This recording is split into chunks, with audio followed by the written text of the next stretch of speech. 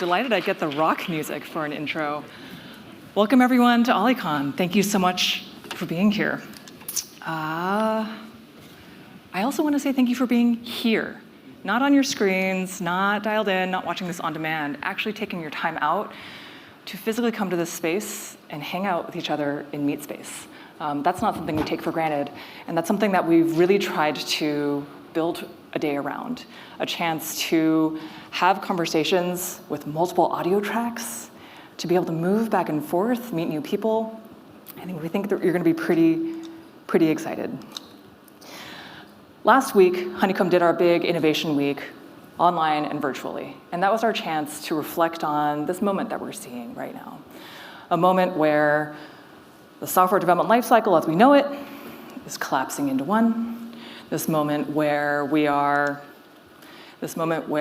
seeing all of the steps where we used to put thought into what the code we're building was going to do and how we were going to know that it worked and who to work with, all collapsed into a single invocation with a prompt loop, and where we're seeing everything after that code authorship step collapsed into this fuzzy ball now of validation, whether it's testing in prod, thinking about your observability stack.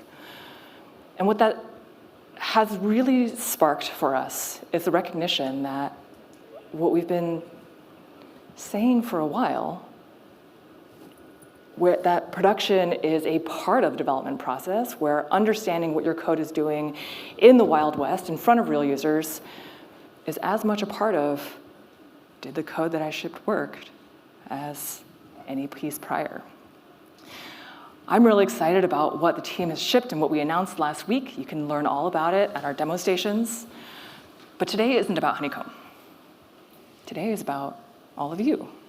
Today is about the folks like you who are building and leading the charge on what it means to work with, work on, work around AI, and while we are still trying to ship great software along the way.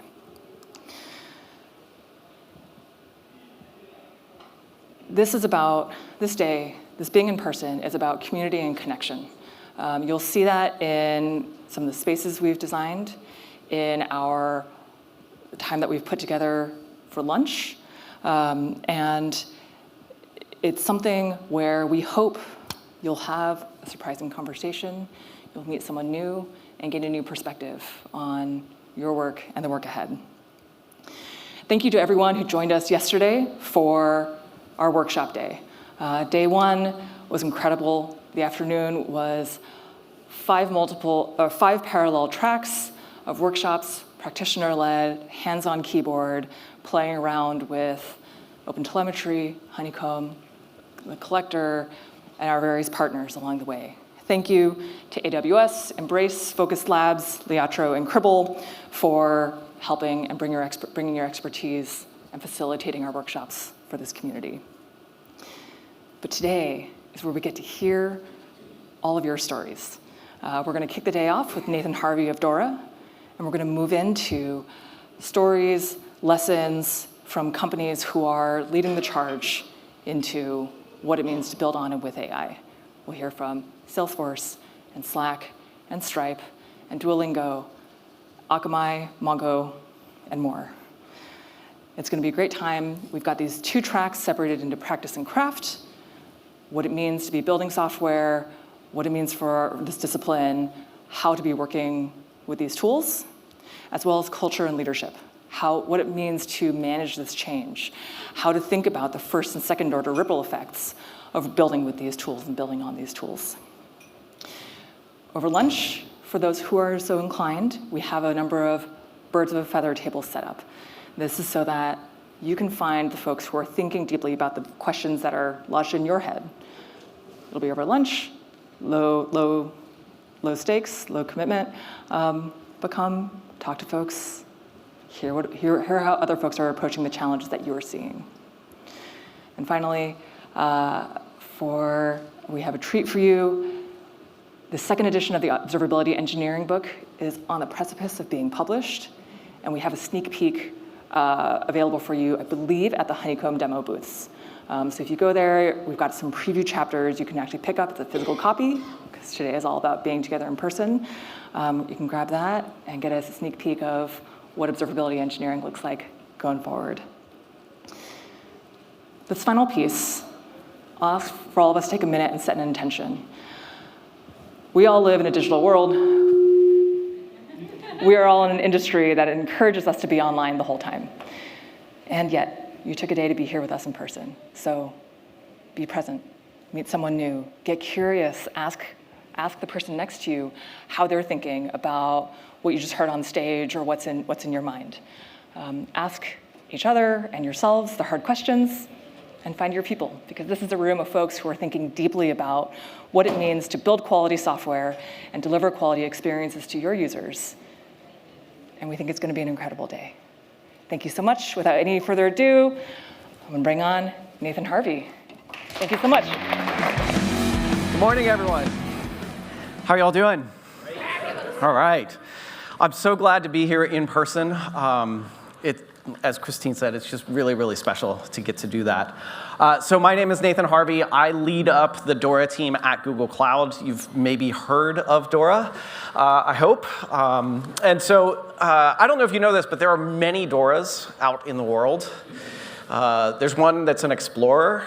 The thing that I love most about her, and I wish we could all of our organizations could take a lesson from her, because every time she sets off on an adventure, she has a map in her backpack, and there's always some sort of friction along the way, but it only ever takes her 3 steps to get there. Imagine if through our organizational transformations, we had a map that was 3 steps long, and yeah, there's a little bit of swiping that's happening, but at the end of the episode, we're done. We've arrived. That would be amazing. Unfortunately, that's not how things work, or the DORA I'm here to talk about today. Maybe you know the Digital Operational Resilience Act. Anyone know that one? It's all right, we do. It is legislation in the EU that's like compliance legislation. So if you don't know it, you're probably happy. You're probably better off for that. Do we have anyone who traveled in from the state of either Ohio or Indiana? Yeah, all right. In at least those 2 states, it might exist other places as well, but in those 2 states, they have designated outdoor refreshment areas. You can walk around with an adult beverage. It's amazing. Have you been to a DORA? You can lie, just say yes, whatever. Yeah. He didn't lie, he said yes without the prompting. So that is another amazing DORA. In fact, it's probably my second favorite DORA, except I find myself in the states of Ohio or Indiana when I'm in them. So, trade-offs. All right. I love the state of Ohio. I spent some time growing up there, but alas, here we are in San Francisco. All right, so the DORA I'm here to talk to you about today, you probably know it well because you know DORA metrics, right? Well, look, DORA metrics are great, and I love that software delivery performance is kind of the center of gravity of DORA. But if all you know are the metrics, that's not DORA. DORA is really research into the capabilities and conditions that allow technology-driven teams and organizations just like yours to thrive. Our motto is get better at getting better. This is our tagline, what DORA stands for. Speaking of what DORA stands for, it used to be an acronym. We have de-acronymed it, so DORA stands for nothing. Wait, no, it stands for get better at getting better. That's what we want you to do. We want you to get better at getting better. So capabilities and conditions, what are we talking about? Well, these are the things that we've been researching for years. And we find that the organizations that have the best opportunity to really thrive, where employees are engaged and they're delivering real value to customers and helping move the organization forward, they're able to ship software fast and safe and it's secure, all of the things that we all want. You have to have a climate for learning. You have to have an organization where engineers and the rest of the organization can fall into fast flow, and we get fast feedback on changes that are happening. Now, another thing you might know about DORA is that every year we go out into the world and we run a big survey. Now, I work at Google Cloud, but this research has always been and will continue to always be program and platform agnostic. We aren't trying to figure out how do you get better on Google Cloud, just how do you get better as a technology team. So we run this global survey. We get input from practitioners and leaders around the world. In fact, in 2025, the last time we ran our survey, we had nearly 5,000 survey participants. So if that was you, give yourself a round of applause. And if that wasn't you, give yourself a round of applause. Thank you for participating in our survey. We augment and sort of complement this survey data collection with a bunch of qualitative interviews as well. So we have over 100 hours of qualitative data that goes into this as well. But there's a couple of things that you're thinking to yourself right now. And because of my observability powers, I know what you're thinking. You're thinking first, 2025, dude, like, it's 2026. I don't know if you noticed, but AI moves pretty fucking fast. And like, how old is this data? And maybe you're, sorry, I backed up the slide. Maybe you even read the little tiny footnote on the slide. And what you're seeing is that the global survey, you can't read it, I'll read it to you. The global survey ran between June 13th and July 21st, 2025. So our data that I'm gonna share with you today is almost old enough to walk. And again, you're like, man, this whole industry is moving way too fast. Does that data matter anymore? Well, here's why I think it does. I think as organizations and as teams and even as individuals, we only have so much capacity for change. So while the data is certainly changed between now and, or between then and now, I think that there are still some really good insights that we can get from this. Another thing that you're thinking to yourself is surveys? You collect your data through surveys? That's just like your opinion, man. We're engineers. We want real data and telemetry. And unfortunately, while we did have 5,000 people participate in our survey, not one of their organizations let us jack into their telemetry and pull all of their data to analyze it. It's really disappointing. But as you can imagine, we dug deep into AI adoption. Right? And I'm really, really happy to report that one of like, we're always changing the survey and getting a little bit better about it. And we hear this pushback of like, it's just a survey, like people lie on surveys. We figured out the question this year that helped us understand exactly how many people lie to us on the survey. And it's shown on this slide right here. The question we asked was, do you use AI at work? And 10% of the people lied to us. Said, nope, not using AI professionally. Okay, maybe they didn't actually lie. Maybe they weren't using AI, but probably today they are using AI. Like, it's definitely happening. It's happening everywhere. So we have nearly universal adoption. But what are we seeing? What are we seeing in this data as we look across all of these organizations and teams and so forth? Well, first, we're seeing high levels of self-reported individual productivity. Do you feel more effective, more productive in the work that you're doing? And the people that are using AI, a vast majority of them, well over 50%, are saying, yes, I feel more productive. Now, that's good. Like, I want you all to feel more productive and maybe like you're delivering more value, getting more out of your work. That's a really good signal. But also individual productivity, does that drive the right thing that we want for our organizations? Does it actually help our customers? Does it drive our business forward? Maybe that's a question left unanswered for right now. But we also kind of scoped it out a little bit and like, okay, you feel more productive. What about the code bases where you're working with AI? How are they doing as you're using more and more AI in them? Is the quality of that code base improving, deteriorating?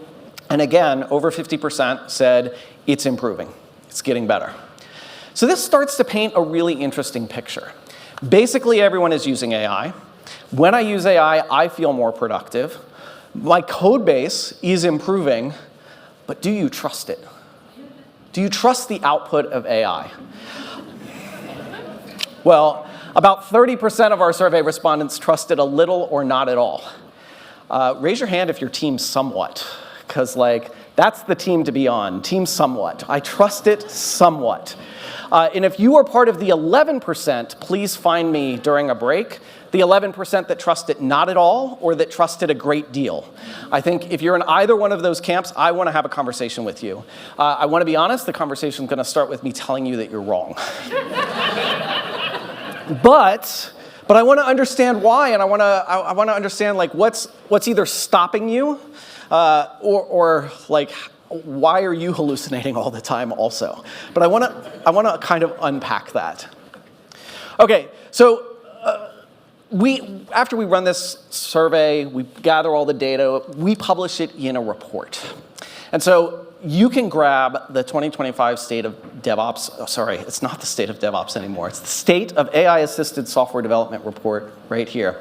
Now, I want you to do two things. First, I want you to notice the mistake that I just saw on my slide. That URL is wrong, like it's missing a 5. But I bet you could figure that out. When you got the 404, you would probably figure it out. But there is another thing that's really, really important here. And this is a life tip that I want to give you. Anytime you go to a conference, you're sitting, especially in person. If it's online, you don't have to do this. But if it's an in-person conference and the presenter puts a QR code on the screen, do me a favor, hold up your phone.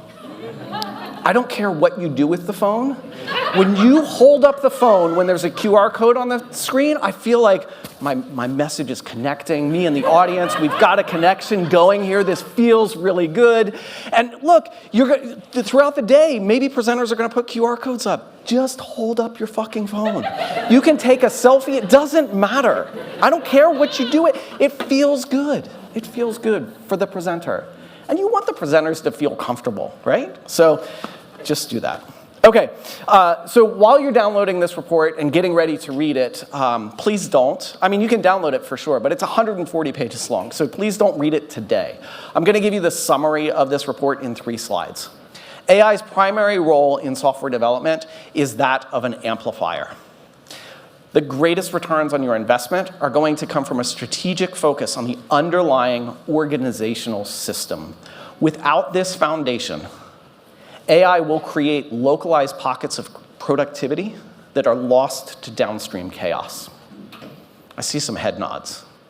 Those are good too. That feels like I'm connecting. I don't know what you're nodding at, but it feels like the things that I'm saying. So thank you for that. So look, this is what happens. If you have an organization that's working well and you're able to ship software really well and get good feedback on that software as it moves through the system and you throw some AI in there, probably got better. If you have a system where there's a lot of friction and a lot of pain and a lot of delays and handoffs, and you throw some AI in to write more code, you're going to feel the pain of those friction points much more acutely. So, again, you're probably experiencing this right now. It's either making you a lot better or you're feeling the pain a lot more acutely. With DORA, we want to understand more than just like, what are you doing? We want to understand how all of this sort of relates together. So we explored AI's relationship to a bunch of outcomes. Let me teach you very quickly how to read this slide. On the vertical axis, we have a bunch of outcomes that you probably care about: individual effectiveness, time spent doing valuable work, code quality, and so forth. We build a model of the world with the data that we've collected, and we say, all right, let's experiment and run some simulations with this model. What if we increased the AI adoption score for everyone in the model? Then we run a bunch of simulations and predict what will happen. Now, the cool thing is we can do this because we have a model. The bad thing is you cannot do that in your organization. It is impossible for you to change one thing and see what happens in your organization, because you can't do that. Your organization is complex and so forth. There's a bunch of emergent behaviors and everything like that. So with AI adoption increasing, what we then do is we kind of plot out on this, how do these outcomes change? And that dashed line going up the middle there, like if it didn't change at all, it's going to fall on that dashed line. To the right of the dashed line, that outcome increases. To the left, it decreases. So we see a bunch of things here. I want to zoom in on the 2 at the top. Individual effectiveness increases the most. We already talked a little bit about that. I feel more productive when I use AI. But guess what increases the second most? Software delivery instability. You are more likely to roll back changes that you've pushed to production when you're using AI. This is a challenge for us. This is something that we have to figure out, and as an industry, we're still learning what this means. Frankly, I think that one of the biggest contributors to this is, as an industry, we got these AI tools and we're like, fuck yeah, I can write code a lot faster and I can write a lot more of it. but we didn't scale our feedback mechanisms. We didn't scale our testing. We're starting to learn those lessons now and feel the pain of that pretty acutely. We have to get better at that. I think this also kind of points to this idea of something that happens all the time in our industry. Build gets ahead of operate. And that's why I'm really happy to be here. This is a room of people that gives a shit about operating. That's where we get real value from software, when we're running it. So these are kind of what we saw with AI adoption. We also wanted to look at, well, I guess this result of AI adoption, the things that are increasing and decreasing, this is kind of in the universe of data that we have. But we also wanted to understand, is it different based on where you work and how you're working? Is it different for different teams? And so what we also do is a cluster analysis of all of our data. We gather all of our data about all of those outcomes, we throw it down on a plot, and these clusters emerge. And like the group of people over here all answered in a similar way, but it's different from the group of people over there. So we see these clusters emerge, and we look at team performance across these 8 different characteristics. So we're looking at team performance, product performance, how much friction and burnout do you have on your team, all of these things. When we look at this, what we find is immense variation across the industry. In fact, 7 unique team profiles emerged in this cluster analysis. And we gave them names like foundational challenges, legacy bottleneck, constrained by process. Luckily, none of you are here. No one from those teams are here. You're more on the like harmonious high achievers side, right? Yeah, that's how we all feel. Maybe pragmatic performers, but you know. So these are interesting, but what does the data look like? Well, here's what the data looks like. I'll give you a minute to just take that in. I mean, I'm not going to give you, I mean, it's cool that you're holding up your phone to take pictures. This slide is ridiculous. Like, you can't see anything on the slide. We've done crimes with radar charts. You probably, like, this is, just go read the report. It'll give you a little bit more detail. Let's look at 2 of them, though. We'll look at constrained by process. So these are teams, like, in the data, what we see, and, you know, we can't fully suss this out, but this is what we think we see. Teams that are running on a treadmill. You're working on stable systems, but you're consumed by inefficient processes. There's high burnout, and you're delivering low impact. How many have worked on one of those teams in the past? Yeah, like everyone in the room, probably, unless this is your first job, in which case, you know, we're all on this next slide, harmonious high achievers. There we go. This is us. This is us, right? We have a virtuous cycle, stable, low friction environment. The team is delivering high quality. There's no burnout. This is where we want to be. And remember I said I did crimes with these radar charts? I mean, that's not what a good radar chart is supposed to look like, right? It should all go to the outside, but whatever. All right, so, but here's the thing. We've got nearly universal adoption of AI, but crazy variance in the outcomes across different teams and organizations. So clearly it's not, like AI is not the determinant. If we just use more AI, everything will get better. That's not the case. That's not the case. But there's also something that's really true that we're seeing here, and that this adoption of AI, this new wave of changing how we're working, it's following a very similar pattern to other changes that we've seen. DORA has been around for over a decade. So we've had an opportunity to research a bunch of different things. When cloud was brand new, we got to see how did that impact the industry. When containers came along, and now with AI. And what we see consistently is that organizations go through this J-curve of productivity, or this J-curve of value realization. Which is to say that, and you know this, you've felt this, anytime you bring in a new tool, a new process, a new way of working that is there to increase productivity, you can virtually guarantee that the first thing that's going to happen is productivity is going to dip. Amen. Yes. Yes. Thank you. Eventually, with the right capabilities and conditions in place, you can start to realize value from that. Unfortunately, one thing that happens in many organizations, again, not your organization, but elsewhere out there, we start off on this transformational journey, and productivity immediately dips, and we're like, well, fuck that. That's no good. Let's go on and try something else. So you do that. And guess what happens when you try something else?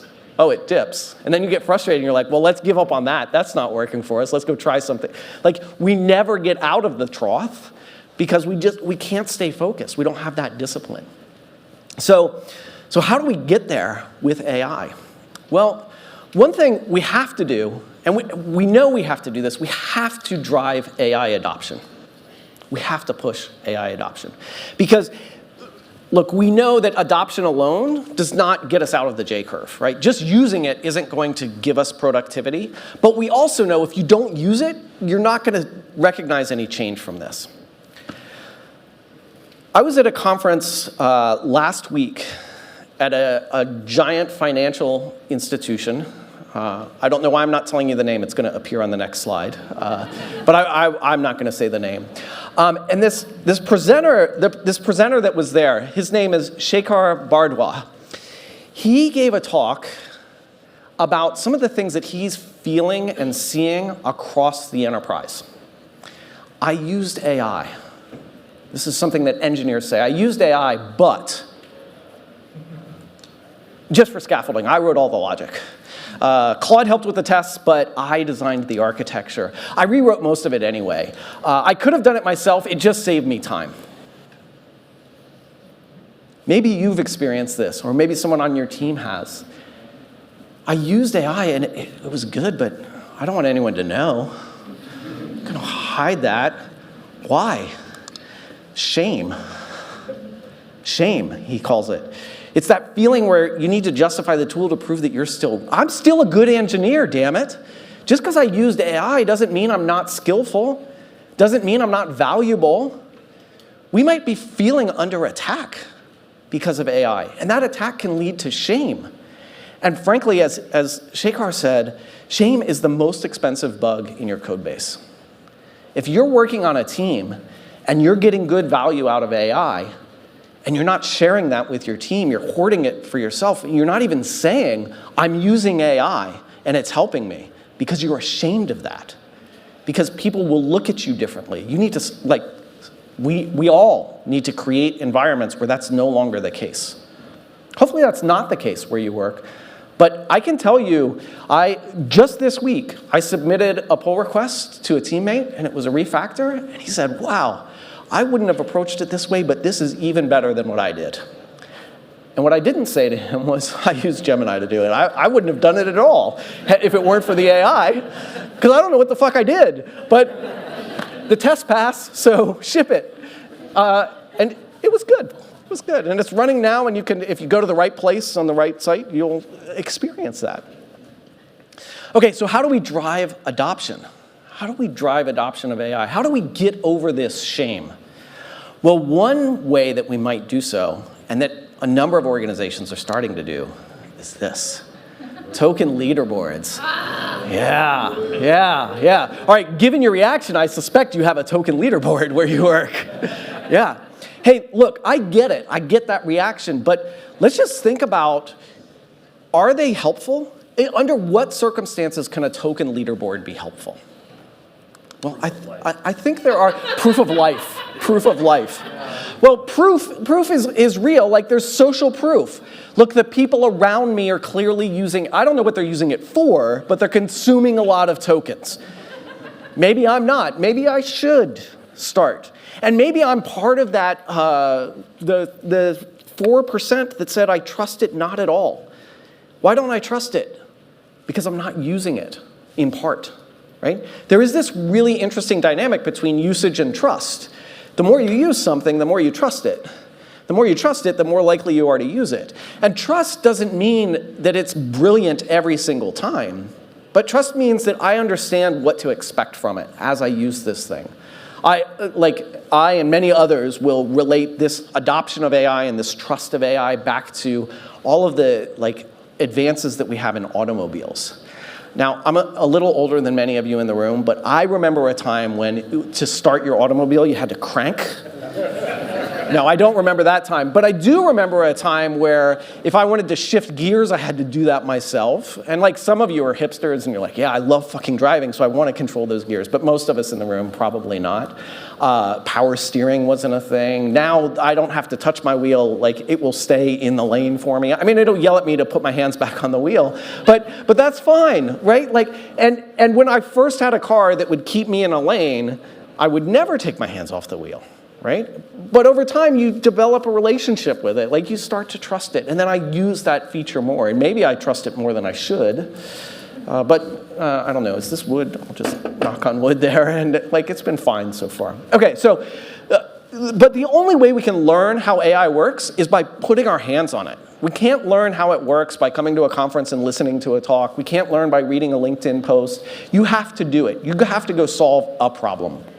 Another great thing about a leaderboard is it helps us identify patterns and amplify the leaders. Who are at the top of the leaderboard? Let's go talk to them and find out what they're doing, and let's take what they're learning and share it with the people that are slow to adopt. So there are good reasons to have a token leaderboard. Unfortunately, if you have a token leaderboard in the wrong environment, there are lots of bad reasons. I'm at the top of the token leaderboard. You know why? Because I built a bunch of skills, and I built new workflows, and you know what? Fuck off. These are mine, and I'm not going to share them, right? We start hoarding information and knowledge so that we can maintain our position at the top. Why are we doing that? Because it's going to show up in my performance review. Maybe I'm going to get cut if I'm at the bottom end of that. So this is really not great. You end up with wasteful consumption. I was talking to someone 2 weeks ago who said, yeah, we're looking at the folks that are at the top of the leaderboard and finding ways to optimize what they're doing. And like, first, I get it. The tokens are getting more and more expensive. But second, as an industry, we don't know what the fuck we're doing yet. We're still learning. It's not time to optimize yet. It's still time to learn. And then you all probably know Goodhart's Law. Do you know Goodhart's Law? If not, when the measure becomes a target, it ceases to be a good measure. So like, if all you're doing is trying to consume tokens, you're going to do things like, hey, Claude, write me a 2,000-word essay on anything you want and pipe it to dev null. Repeat. Top of the leaderboard. Fuck yeah. All right, so you have to be careful. So what I like to say about these token leaderboards is you can have them right now. You must destroy them in 6 months. And you can only have them right now if you have the right culture and the right organizational incentives in place. Which is also the same as me saying you should not have a token leaderboard. Just to be very clear. But this token leaderboard, like the learn by doing, this is how we decrease the width and the depth of that J-curve. We have to invest in learning. Some of the most successful organizations that I've seen are the organizations that say, you know what, this is going to hurt, but we're going to stop for 2 weeks, and we're just going to play with AI. Every department, every part of this organization, just go figure out what can it do. We have to learn by doing. Now, unfortunately, you can't stop your organization like once a quarter for 2 weeks. That would be fun. We'd learn a lot more. That would be better. But the other thing that's good about this is, or challenging about this, is what we really are talking about is changing the culture of our organizations. Changing how we work, how we interact with one another. What do we think about is, like, what brings value in this organization? All of these are questions of culture, process, incentives, and alignment. And the reality is that you cannot change the culture without changing how you work. There's this really old saying. It's so old, in fact, that despite all of my efforts, I haven't asked an AI, it would probably lie to me. There's no one that I can say is the source of this quote, because it's been around for so long. That said, if this is the first time you've heard it, I'm the one that said it. So it's easier to act your way into a new way of thinking than it is to think your way into a new way of acting. So we have to go do the work. We oftentimes want to separate culture and tools. Like, oh, today we're going to improve our tools. Next week we'll improve our culture.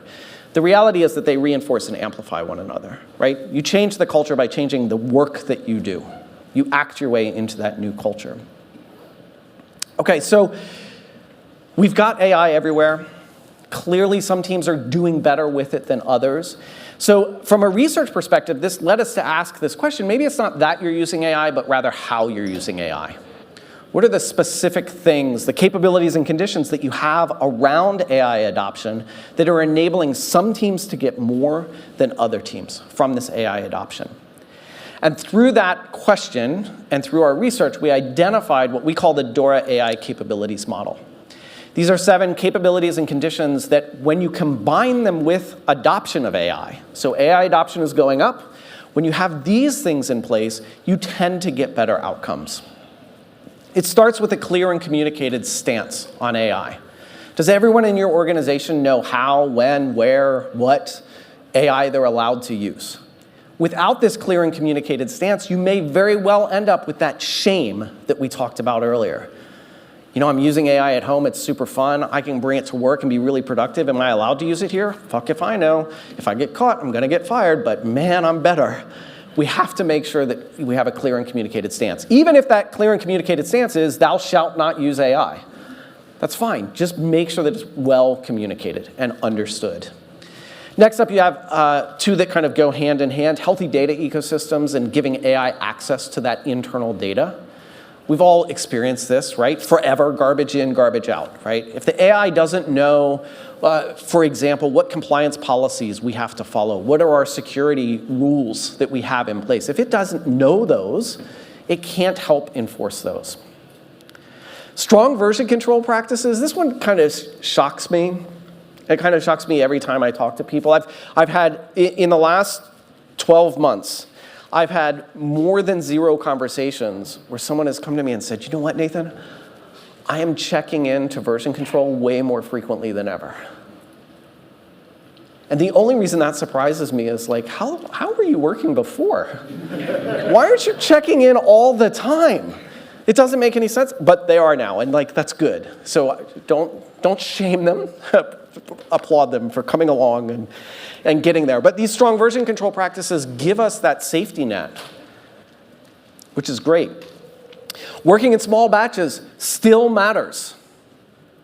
I think that this, I'll talk more about this in a minute, so I'll come back to that. And then we have user-centric focus and quality internal platforms, which I'm also going to talk about. So I want to dig into those last 3. But before I do that, I just want to give you the model and sort of show you how you can use it. So on the left-hand side of this model, we have AI adoption. That's going up. Why is it going up? Because your boss told you you better use more AI. Like, it's going up, and that's what we want, and that's the goal, right? On the right-hand side, you have those outcomes that we actually care about, team performance, code quality, and so forth.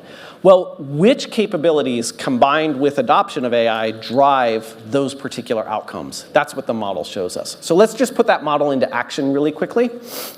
So let's go back to one of our teams, the legacy bottleneck team.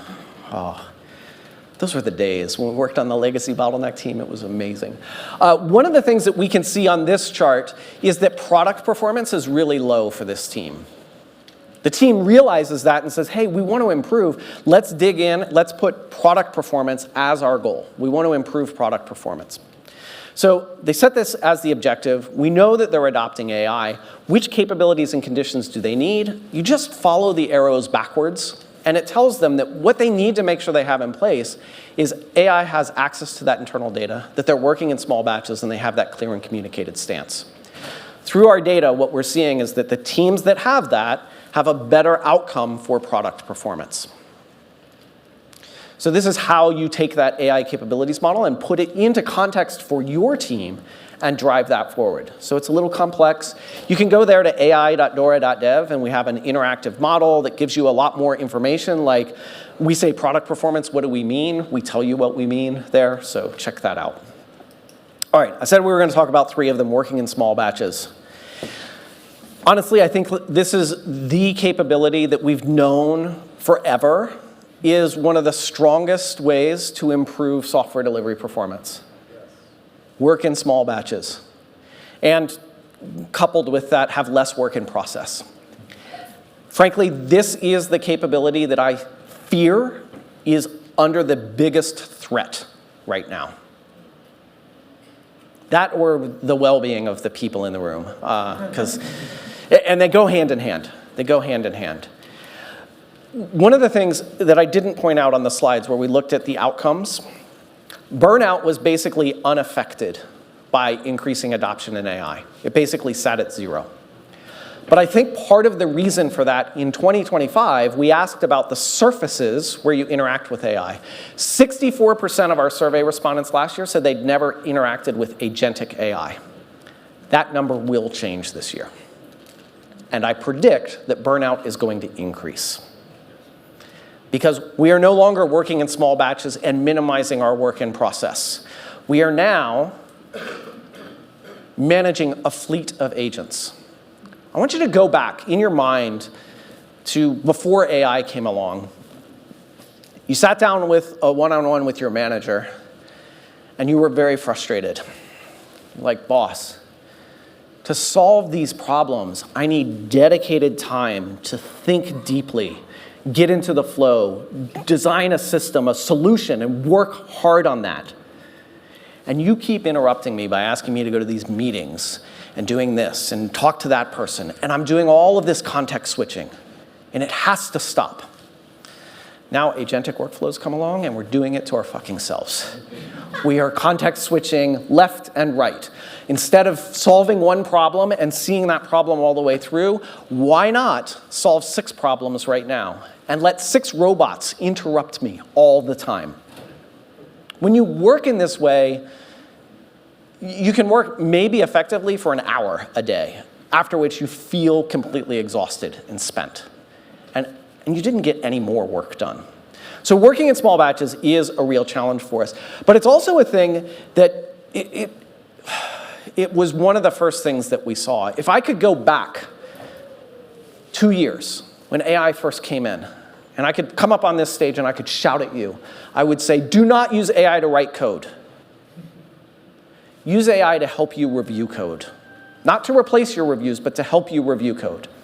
And I would say that confidently because code reviews were a bottleneck then. And they're even more of a bottleneck today. Because AI comes along and now instead of writing a little bit of code, we're writing a lot of bit of code. A 10x, 100x, a bit of code. What happens in a code review when you're asked to review 6 or 8 lines? 3 or 4 comments. What happens when you're asked to review 1,000 lines, 10,000 lines in a code change? Looks good to me. Ship it. Like, I ain't got time to look through that. I don't even understand what's happening there. This is what's happening with small batches. The AI can come along and make a big change really, really quickly. We're paying a huge verification tax. We have to rethink code reviews. In fact, I would say that any minute that you're spending today investing in improving your code review process is probably better spent investing in better feedback mechanisms, whether that's automated tests or what have you. You have to invest in those. And there's a talk later today about code reviews. I think it's going to be a debate, so I'll be there shouting from the audience. Okay, I want to close out with 2 other factors in this capability model that are super important. A user-centric focus and quality internal platforms. A user-centric focus. I know AI is amazing, but every piece of software we make is made for humans. Every piece of software we make. It may be intermediated by an AI agent, but the end goal of this software is to help make a human's life better. And we need to understand who those people are and how do we best serve them. What we find in our data is that when you have a user-centric focus, team performance improves. But what's worse is when we find that you don't have a user-centric focus, team performance degrades. It's one of the few things that both increases and has the potential to decrease in our model. Quality internal platforms. It's no surprise that a quality internal platform is the way that you scale a capability across an organization, right? That's what a platform is about, systemic organizational improvements. But when we think about our quality internal platforms, what do we have to do with them? We need to proactively reduce the cognitive load that everyone has that's building on top of this platform. We want to take that cognitive load and build it into the platform so that developers can focus on developing. The guardrails and the context are in place. We have to invest in our platform health. A platform reduces friction and enables self-service. But there's a really interesting question that has changed over the last 2 years. Who are the users of your platform? Who are the users? Well, it used to be that the primary users of our platform, the customers of our platform, were developers. I'm a developer. I'm building the platform. You're a developer. You want to run an application on that. I have a lot of empathy. I know what your life is like. I know what sucks. I'm going to help you build that into the platform. But now we have agents come along.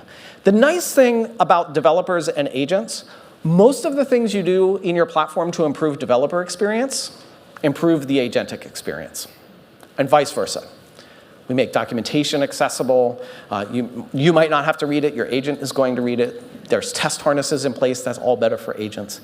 But we have this new customer, the builders, the people who aren't in this room, the people who are business analysts, the people who work in finance, the people who work in marketing that know what they want built.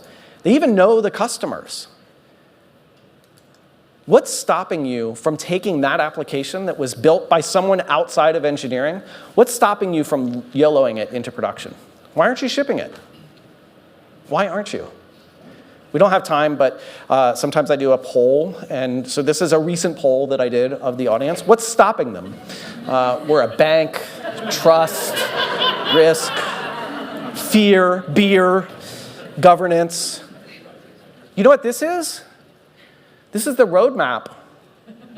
This is the roadmap for your internal platform. Everything that shows up here, build it into your platform. Every one of those spheres should be part of your platform.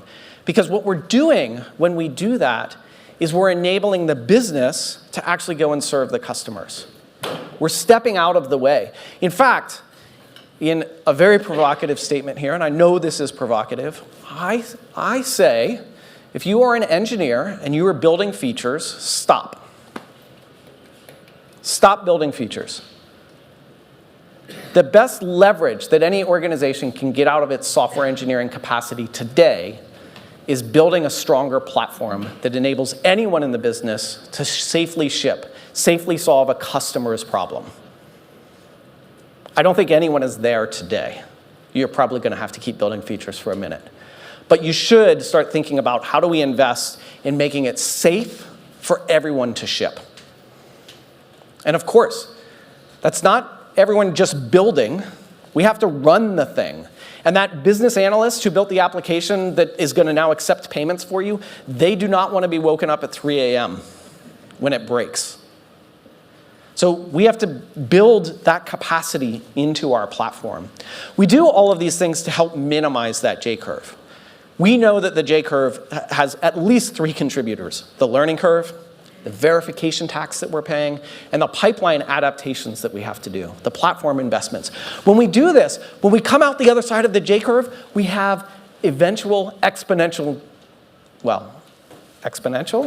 growth. Eventual growth.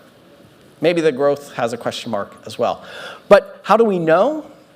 Well, you have to take all of these insights and you have to invest in your people, in your systems, and the way that you're doing work.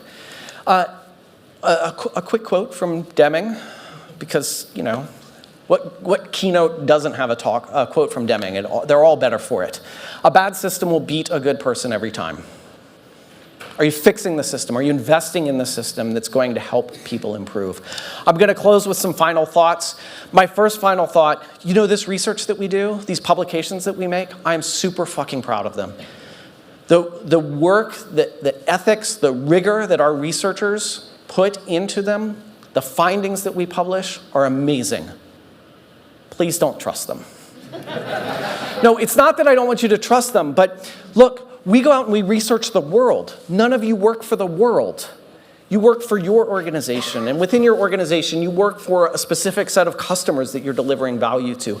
You have to take our findings and contextualize them for your organization. So I encourage you to use our findings as the hypothesis for your next experiment. Tell us where we're wrong. That's what helps us all as an industry improve. Please go build a sustainable system. Have the courage to protect your platform engineering capacity. And maybe this isn't the message for you, but this is the message for you to take back. The goal is to build an environment where AI's output can actually survive the trip to production without burning out the team. And you're not going to see progress towards that goal on your token leaderboard. Have a wonderful day here at OliCon. I hope you enjoy your journey as you get better at getting better. And here's a moment for you to hold up 3 phones. Thank you so much.